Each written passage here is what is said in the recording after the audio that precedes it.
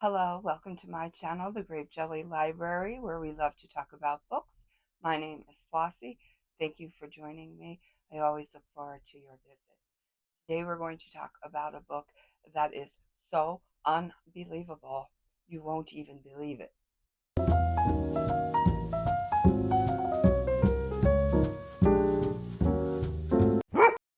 Every once in a while, a book crosses our paths and reminds us why we are readers, why we do what we do, and why we so enjoy what we do.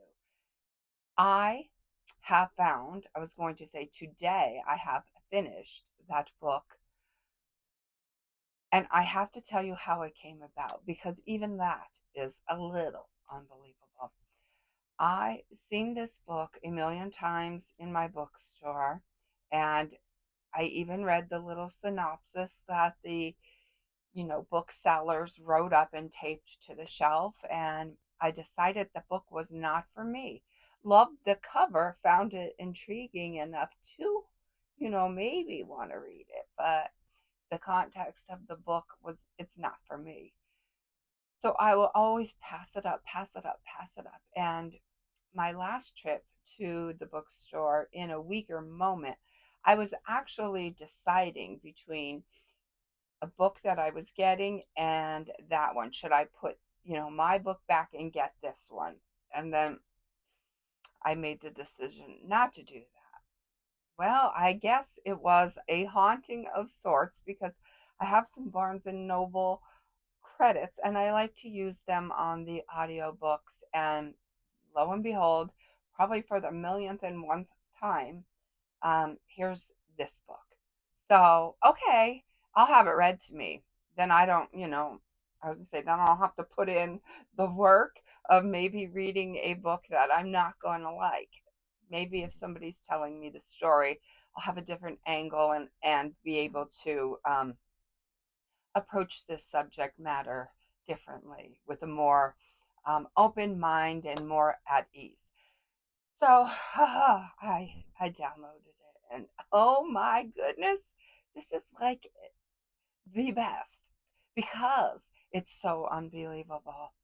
The book is The Art Thief by Michael Finkel. Have you seen this book around? Oh my goodness. If you are like me and I was like not even on the fence. I was not going to read this. But if you are on the fence or you are saying to yourself, it's not for me, maybe rethink that because this is a wonderful book. All books are wonderful, aren't they, in their own way? This is wonderful in the sense that it's so unbelievable. The things that happen in this book and the things that Stefan does. Stefan Breitweiser is, at the beginning of the book, a young gentleman who has a knack for stealing. And just as the title says, the art thief, that is his chosen profession. Now, the unbelievable thing about his chosen profession is he doesn't get paid, obviously, to steal. The unbelievable thing is he doesn't even work. He has a girlfriend. They live in his mother's attic. They steal everything that isn't nailed down and then steal everything that is nailed down. They house it all up in this attic. He has no intentions on selling any of this. He just wants to look at it, appreciate it, be in love with it. The unbelievable thing is, he has no interest in getting a job. He relies solely on the gifts of his mother, monetary, housing, food, and the government. He receives a monthly government check. Okay, his girlfriend is in on it. She is referred to in the book as not a thief, but she's not a thief. As the book goes on, more unbelievable things happen.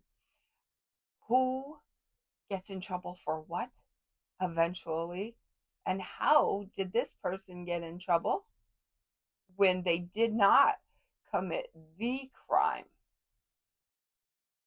And how did the person who was an accomplice not get in any trouble? Am I giving too much away?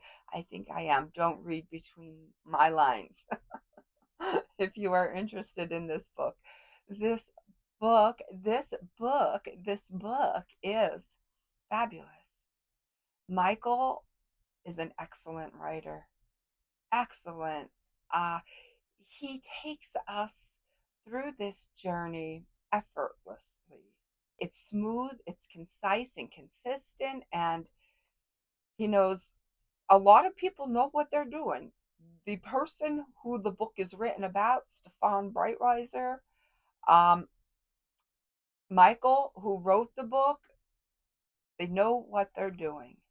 Excellent job. Yeah, you can have an excellent job even in thievery, right? Because at the end of the book, there were some notes on reporting. And when Breitweiser agreed to finally be interviewed by Michael, Michael was looking down just quickly to take his notes and had not even noticed that Breitweiser had stolen his computer and already had it down the backside of his pants. That's how good he was. You know, Breitweiser, because all right, because I was wondering that, and I'm so glad that Michael added that at the end. Throughout the story, I was wondering when they would state that Breitweiser and his girlfriend had stolen, let me see if I get my numbers straight here, 11 pieces of art in a 3-week period from, unbelievable, the same museum. I was like, how is that even possible?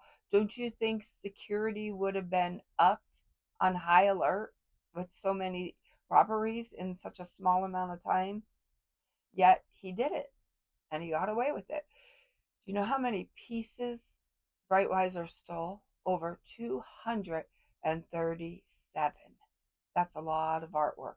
What happened to all that artwork when Breitweiser was arrested? And the police showed up with a warrant to find out just how many art pieces Stefan was housing up in that attic. To their surprise, and to my surprise, not a one. Not one piece of art remained up in that attic, and not a single sign that artwork hung anywhere up in that attic. But how? Breitweiser was in jail. I know. Well, I'm going to leave that up to you. You can have your speculations and you can guess who done it, who helped him out. I won't say anything. I'm going to leave that up to you to read this book. This very wonderful book. This is definitely a book that I can say I wish I didn't read it so that I could read it. It is also a book that is rolling around the back of my mind. You don't own the physical copy, you only own the Audible. So, this is a good lesson for everybody. For Breitweiser not to steal. Did he learn his lesson? This is a good lesson for me that I don't have to have a physical book in order to recall the enjoyment that I had while reading this book. I can I can just conjure it up in my mind and say, oh, I remember, or in conversation, I remember, and maybe one day if book club wants to read this book, I'll remember. But anyways, wonderful book, fabulous, thriller, more thrilling than a roller coaster ride. What a book. Think about putting this one on your TBR, or if you have nothing to do today, think about hopping in your car or taking a bike ride or maybe a nice walk to your library, bookseller, neighbor, or friend's house, maybe your iPhone or to your e-reader that's downstairs, and just obtaining this book and taking it for a ride yourself. Oh my goodness, I don't think you'll be disappointed. Until we meet again, know that I love you. Be well, be good, be reading, and may all your dreams come true.